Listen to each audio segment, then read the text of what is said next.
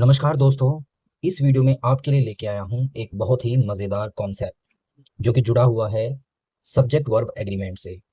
अब देखिए, आपको ये जो सेंटेंस दिखाई दे रहा है, ये एक सिंपल सा सेंटेंस है। हम कह सकते हैं ये जो है गंगाधर है, यानी कि हम समझने वाले हैं कि गंगाधर ही शक्तिमान है। कैसे, आइए समझते हैं। तो पहले मैं एक बार इस सेंटेंस के बारे में आपको बता दूं कि इसके अंदर एक गलती छुपी हुई है और उसको आपको पहचानना है। तो वीडियो को पॉज करके थोड़ा सोचिए और उस गलती को ढूंढिए। देखिए, मैं आपको बता दूं कि जो गलती है वो कहाँ है। यहाँ पर आर की जगह आएगा इज। ये जो कंसेप्ट मैं आपको बताने वाला हूं, ये कॉन्सेप्ट है सब्जेक्ट वर्ब एग्रीमेंट का। ठीक है, कि सब्जेक्ट और वर्ब का कॉम्बिनेशन कौन सा यूज करना है, उस कॉन्सेप्ट को हमें समझना है। तो ये जो सेंटेंस, जैसे कि मैंने बताया, जो गंगाधर की तरह दिखाई दे रहा है, यही शक्तिमान है। अब ये सेंटेंस बदल जाएगा जैसे ही हम इस कॉन्सेप्ट को समझेंगे। तो कॉन्सेप्ट क्या है? कॉन्सेप्ट ये कहता है कि यदि दो सब्जेक्ट्स, कॉन्सेप्ट क्या कह रहा है, यदि दो सब्जेक्ट्स नॉट बट या फिर एंड नॉट से जुड़े हों, तो वर्ब जो सब्जेक्ट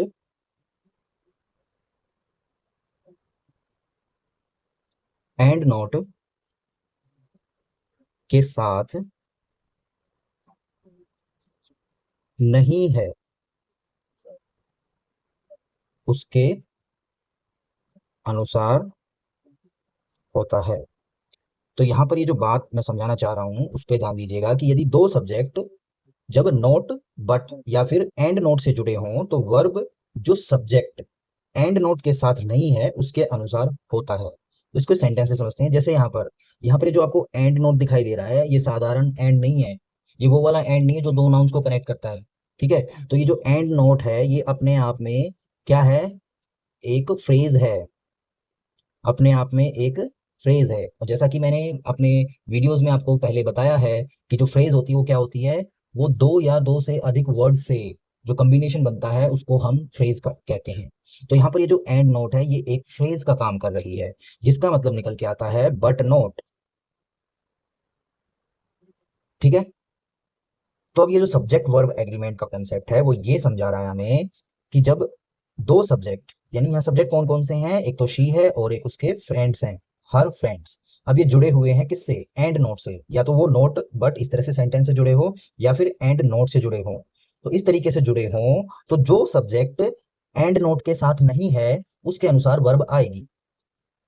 अब देखिए, यहाँ पर एंड नोट के साथ कौन सा सब्जेक्ट है? हर फ्रेंड्स। ठीक है, और शी क्या है? एंड नोट से पहले है। तो यानी कि जो वर्ब आएगी वो शी के अनुसार आएगी। तो शी क्या है? सिंगुलर है, तो वर्ब भी सिंगुलर आएगी, यानी कि आर नहीं आ सकता।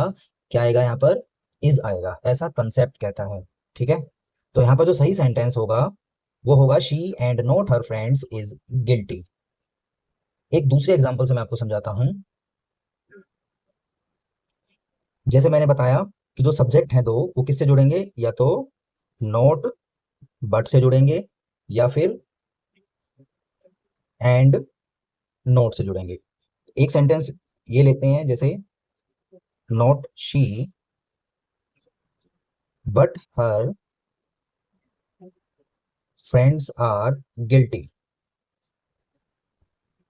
तो ये सेंटेंस क्या कह रहा है कि गिल्टी कौन है? उसके फ्रेंड्स गिल्टी हैं, ना कि वो है। ठीक है, तो यहाँ पर क्या है? नोट है, उसके बाद कुछ वर्ड्स हैं, उसके बाद बट आया है। ठीक है, यानी कि नोट के और बट के बीच में एक नाउन का यूज हो रखा है, प्रोनाउन का यूज हो रखा है यहाँ पर। तो नोट और बट है। तो इस तरीके से अगर सेंटेंस आता है, तो नोट किसके साथ है? यहाँ पर शी के साथ है। तो हमने रूल में यहाँ पर क्या पढ़ा था? ये जो रूल था कि जब दो सब्जेक्ट आए और वो नोट बट के साथ जुड़े हों, तो जो सब्जेक्ट नोट के साथ नहीं है, उसके अनुसार वर्ब आती है। तो यहाँ पर अब देखिए, शी नोट के साथ है, और कौन सा सब्जेक्ट नोट के साथ नहीं है? हर फ्रेंड्स। अब ये वाला सब्जेक्ट जो है वो नोट के साथ नहीं है, तो वर्ब किसके अकॉर्डिंग आएगी? इसी के अकॉर्डिंग आएगी जिसके साथ नोट नहीं लगा हुआ, ऐसा रूल कह रहा है। तो यहाँ पर आर एकदम ठीक है। तो not she but her friends are guilty, ये सेंटेंस एकदम ठीक है, लेकिन अगर मैं इसको इस तरीके से लिखता हूं, she and not her friends are guilty, तो यहाँ पर एक गलती हो जाएगी। वो क्या होगी कि यहाँ आर की जगह, इज की जगह हमने आर लिख दिया है, और सही क्या आएगा, आर की जगह हमें इज करना पड़ेगा, क्योंकि अब नोट किसके साथ है, अब नोट है हर फ्रेंड्स के साथ, और हमें इसका उल्टा करना होता है, यानी कि जिस सब्जेक्ट के साथ नोट नहीं है उसी के अनुसार इस वर्ब को रखना होता है। जैसे कि पहले सेंटेंस में हर फ्रेंड्स के साथ नोट नहीं था, तो वर्ब इसी के अनुसार हमने रखी थी, और यहाँ पर जो नोट है वो हर फ्रेंड्स के साथ है, शी के साथ नहीं है, तो जिसके साथ नोट नहीं होता है उसी के अनुसार हमें वर्ब रखनी होती है, तो यहाँ पर सिंगुलर वर्ब आएगी। कुछ और एग्जांपल्स के साथ मैं आपको बताऊंगा। जैसे the teacher and not the students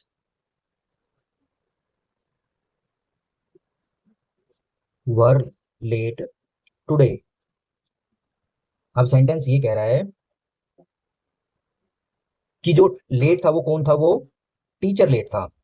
ठीक है, तो यहाँ पर ये जो एंड नोट है ये एक फ्रेज है, और इसके साथ कौन सा सब्जेक्ट आया है, ये वाला द स्टूडेंट्स वाला।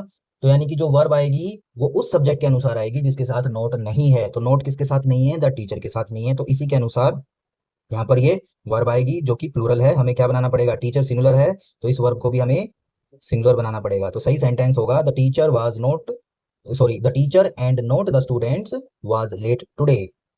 अब ये सेंटेंस पढ़ने में थोड़ा अजीब लगता है, लेकिन हमें इस चीज का ध्यान देना है कि ये जो एंड नोट है इसका मतलब होता है बट नोट, जिसका ये सेंस निकलता है कि जो बात हो रही है वो इस वाले सब्जेक्ट की हो रही है। जैसे कि इसका जो मीनिंग आएगा वो ऐसे निकल के आएगा, the teacher was let not the students. ठीक है, तो इसका जो मीनिंग निकल के आता है एंड नोट का, वो बट नोट निकल के आता है। ठीक है, और इसका जो सेंस है वो इस तरीके से निकलता है, the teacher was let not the students, कि लेट कौन था, टीचर था ना कि स्टूडेंट्स थे, तो इसलिए यहाँ पर वर की जगह वॉज का यूज हुआ है। तो आपको ये वीडियो कैसा लगा, अगर आपको वीडियो पसंद आया तो इस वीडियो को लाइक कीजिएगा और शेयर कीजिएगा, और हमारे चैनल को सब्सक्राइब कीजिएगा। तो मिलते हैं अगले वीडियो में नए कॉन्सेप्ट के साथ, तब तक के लिए जय हिंद।